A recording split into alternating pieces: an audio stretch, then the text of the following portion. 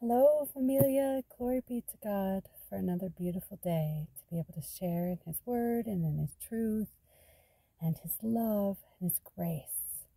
His grace, familia.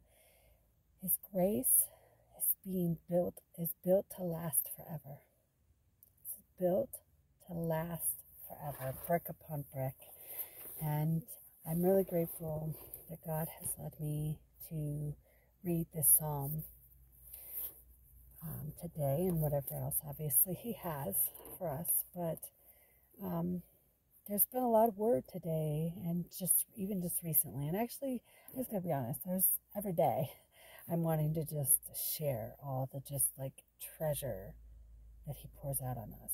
And not just in His word, but then when I go out too. Today, I mean, I admit I've been saying, that I've been struggling. And He answered a prayer today in the most lovely, beautiful, and absolutely ridiculously unexpected way. And I'm just really grateful for that. And I just wanted to share that with you quickly before I read this psalm, because, when we follow what God has taught us and what He has told us to do, and when we do it in joy and cheerfully and in the shalom of the Spirit, and we're not, walking around, doing the things that we do, thinking about how we're going to do this or how we're going to do that, or what we're going to do tomorrow or what we're going to do next year, or any of that, when we're just resting in Him and His shalom and His joy and walking in the Spirit, things like this just happen and you just see it. You just know it. Like it's just, I can't explain it. There are no words. Except for He has given us some words. And this is a perfect segue into the psalm that brought me here today. And obviously by His grace and His Spirit. It's by His power, His might, His Spirit. Not our strength, not our might, not our spirits, not our will. It's Him that accomplishes all things through us and in us. And it's Psalm chapter 33, and it says this: Rejoice in Adonai, you righteous. Praise is well suited for the upright, or well suited to the upright, rather. Give thanks to Adonai with the lyre. Sing praises to Him with the 10-stringed harp. Sing to Him a new song. Make music at your best among shouts of joy. For the word of Adonai is true, and all His work is trustworthy. He loves righteousness and justice. The earth is full of the grace of Adonai. The earth is full of the grace of Adonai. Familia, we can't earn grace. We can't deserve grace. We can't, we could work faithfully and loyally and may I just go ahead and say perfectly for Adonai for 10,000 years straight, consistently, and we can't earn grace, because then it wouldn't be grace. We can't earn His mercy, or it wouldn't be mercy. It's the whole point of what Lord Yeshua did on the cross, is He did all the things for us. He took our sin, He took the punishment. By His bruises we are healed. By His stripes, by His wounds we are healed. Glory be to God, familia. The whole earth is full of the grace of Adonai. Verse 6, continuing in verse 6. By the word of Adonai the heavens were made, and their whole host by a breath from His mouth. The whole host from a breath from His mouth. He collects the sea waters together in a heap. He puts the deep in storehouses. The whole world is in His hands, familia. Let all the earth fear Adonai. Let all living in the world stand in awe of Him. For He spoke, and there it was. He spoke, familia, and there it was. He commanded, and there it stood. Adonai brings to nothing the plans of nations. He foils the plans of the peoples. But the counsel of Adonai stands forever. His heart's plans are for all generations. His heart's plans are for all generations. Familia, glory be to God. Hear the word of the Lord. How blessed is the nation whose God is Adonai, the people he chose as his heritage. And indeed, he says we are a holy nation, a royal priesthood, chosen by God, Familia. Adonai looks out from heaven. He sees every human being from the place where he lives. He watches everyone living on earth. He who fashioned the hearts of them all and understands all they do. Glory be to God. A king is not saved by the size of his army, a strong man not delivered by his great strength. To rely on a horse for safety is vain. That's why, this car, I don't rely on horses and chariots. I don't rely in what we call, our cars, our chariots of this day, and the horsepower that's within it. I rely on Adonai and his supernatural divine intervention in my life and in yours. Glory be to God, because he wants all to be delivered and to come to the full knowledge of the truth. And this is why he's watching everyone on the earth. And this is why, he says our hearts are deceitful above all else and they're mortally sick. And that he says, the author of it says, who can fathom it? And only God can fathom it because he's the one that fashioned our hearts. Hello. And so he's the only one that can tell us and show us the right way, and who can circumcise our hearts and heal it. To rely on a horse for safety is vain, nor does its great power assure escape. But Adonai's eyes watch over those who fear him, over those who wait for his grace, to rescue them from death and keep them alive in famine. Familia, his grace is sufficient, and while I too am guilty of not allowing it to just be sufficient because I want, again, I've said this before, I'm not superhuman. I don't, like people may say, oh, she chose to live this way. Well, yes, technically I did, but I did it because I chose God. I wouldn't have chose this as my working out my salvation in fear and trembling. I would much rather it be in an Acts church, with me, Familia, and thousands joining us every day.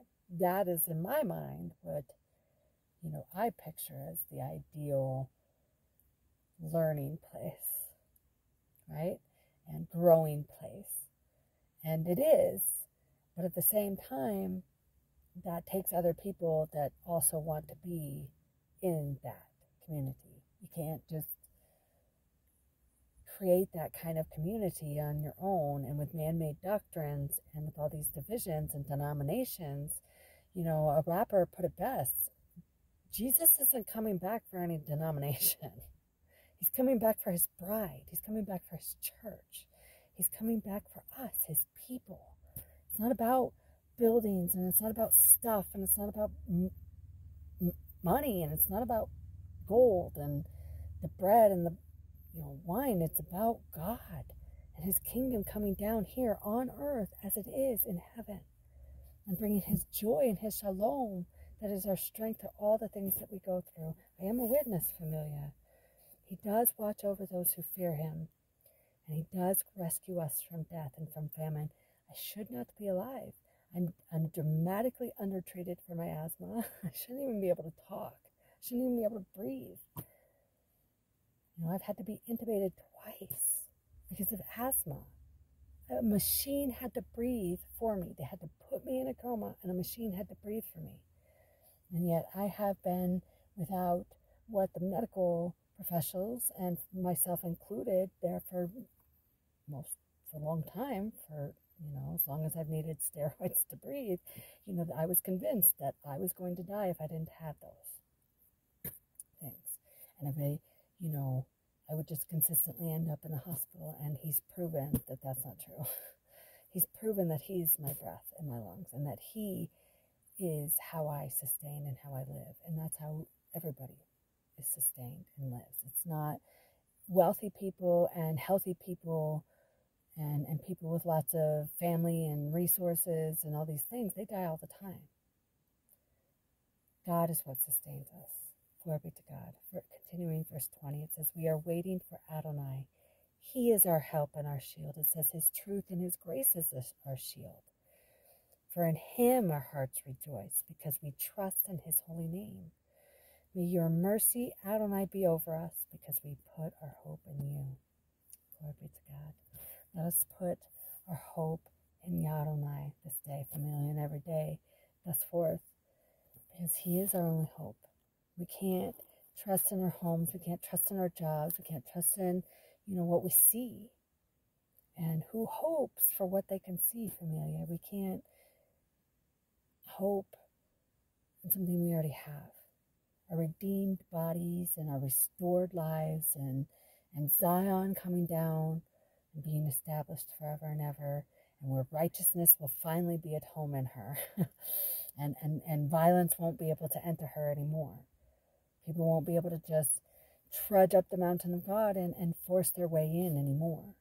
There's going to come a day when, the declaring and the things and the agendas that we bring into Zion that are worldly and not of God's kingdom, eventually there's going to be an end to that. And there's going to be some kind of consequences. What that looks like, what God's justice and righteousness looks like, I can't tell you, familia. I can just tell you that it's going to be loving, it's going to be merciful, it's going to be compassionate, and he's going to be gracious. And he's going to be fair. It's going to be fair, equitable. And it's not going to be based on what he sees. It's going to be based on our hearts and the choices that we've made every single day. And I'm going to say it again. Every single decision that we make, every single one, familia, affects other people. It affects our lives and it affects everybody else. And there's nobody that can tell me any different. Because we don't need as much as we think we need. We need God. Because, we can go to a doctor for a cure for cancer, and if we're still supposed to die, we can be cured of cancer and still die of something else. If that is God's will. But his will is that we don't die. His will is that none perish. He doesn't even want the wicked to perish. He wants the wicked to turn around to him. And not so that he can burden us further either. His commands are not burdensome, familia. His yoke is easy and his burden is light. And in him alone can we find rest. If you are weary and you're burdened and you're weighed down with guilt and shame and all the things that come in this life, you can just take that to our God. And I love the Jewish translation of 1 Peter 5:7 where it says, throw your cares. And then in Psalm, I can't remember what it is, 55:23, he says, unload your burdens. And Lord Yeshua says, come, all you who are weary and heavy laden, and I will give you rest. Learn from me. He will teach you, and he is gentle, and he is humble, familia. And he's unbelievably good in our not goodness. When we are faithless, he is still faithful. He cannot deny himself, and he is pursuing his creation. It says in his word that his compassion rests on all his creatures. So let us curl up and rest in that. And that his compassion, his mercy, his grace is just being poured out on us. And that no matter what it looks like in the world, and no matter what it looks like in our heads and in our hearts and in our circumstances and in our lives, we don't have to look at that anymore. He says, focus not on what is seen, but what we can't see, on the things from above. And I'm a witness, Amelia, that when I'm when I allow His grace to be sufficient, I love how He's speaking to us in thunder right now.